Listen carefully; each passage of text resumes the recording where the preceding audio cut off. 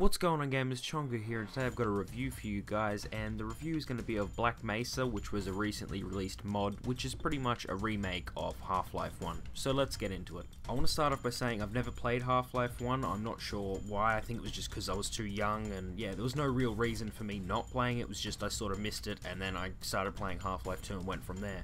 Now, this is pretty much a completely recreated Half-Life 1 with updated textures and all that kind of stuff, so if you have played Half-Life 1 and want to see it a little bit differently, then yeah, by all means play this game. And if you haven't played Half-Life 1 and it might have been the graphics that were putting you off, then this is probably something that you should play.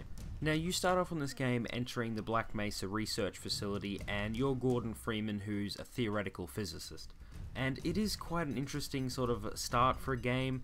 And yeah, it's a good way to get you used to the areas that soon you're going to be trying to survive in. So basically you go in and yeah, you become part of this project that goes wrong, and basically you've got all kinds of aliens and all this kind of stuff that is pretty much ripping into scientists and doing all that kind of stuff. So from that point onwards, the whole point of the game is to get out of the facility. Now, you won't really like this game if you're not really into a challenge, because there are some areas and places that you can go that you may have no idea how to continue with the story, and it has happened a couple times with me, and it may take you 10 to 15 minutes to actually work out where you're meant to go. And it's sort of one of these games where it doesn't give you a lot of instructions. Like, you might just speak to a scientist and he might say, oh, go and do this, and that's pretty much all the instruction you get. You don't get a little objective pop up or anything like that. You've got to go and find your way there, whether it's through air vents or anything like that. Now, for the most part, this doesn't become annoying because, yeah, you can still explore around and try and find a new way in, but some parts when it becomes really annoying is where you've completed a main objective, whether it be, you know, kill a certain creature or do something like that, and once you've done it, no one gives you anything. So you've just killed something and you're like, okay, where do I go from here? You've got no idea where you're going. So that's the sort of part where it sort of annoyed me a bit, because I wasn't really sure about what my next objective was or anything like that. Now, this game involves sort of puzzles, so for example, you might have to jump on a certain amount of things to get somewhere, or go through a bunch of conveyors to get to a certain location, and yeah, sort of stuff like this.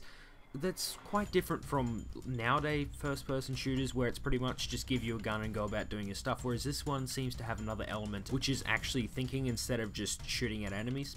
Now, another thing that makes this game so different from current first-person shooters is in this game you actually have health, and it doesn't regenerate over time. You actually need to find health stations and use them to get your health and also your shield back up or your armor back up because you're wearing a suit.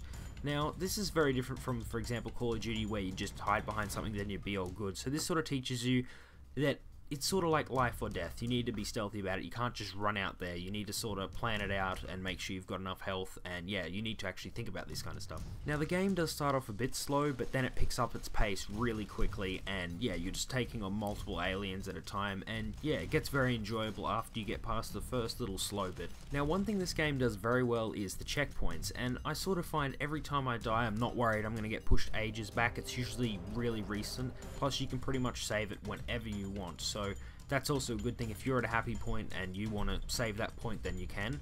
But yeah, the checkpoint system in this game works really well, and I never found myself worrying about going too far back or anything like that. Now, while you're trying to escape this facility, you will run into AI, and this can be like either a scientist or security guards and all that kind of stuff, and they can come and help you along the way. Now, preferably you want a security guard, because they will actually have a gun most of the time and be able to shoot stuff.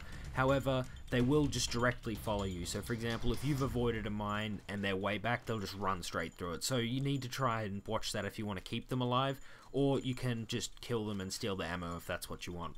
Now, another thing I noticed about this game, I don't know whether it's having to work out where you have to go each time once you finish an objective, but the game is very long. So yeah, I thought I'd be able to get it through in a couple of hours, but yeah, it's taken me probably at least 8 hours to get to where I am at the moment, and I'm still actually not finished.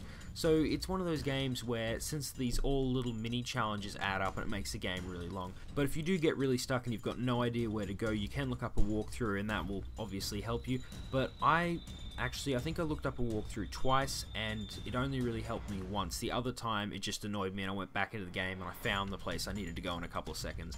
But I wouldn't recommend looking it up at every single time you have a problem, because that will just make the game too fast, and then, yeah, you wouldn't find it as enjoyable. So I would recommend this game to anyone who wants a sort of a different experience than what we are currently getting with first-person shooters, or anyone that has had interest in the Half-Life series but hasn't actually played Half-Life 1. So anyway, this sort of brings me to the end of my review of Black Mesa. I hope you enjoyed it. If you did, give it a like, and if you've got any comments on either Black Mesa or another review you want me to do, put them below, and if you want to see more videos like this, subscribe.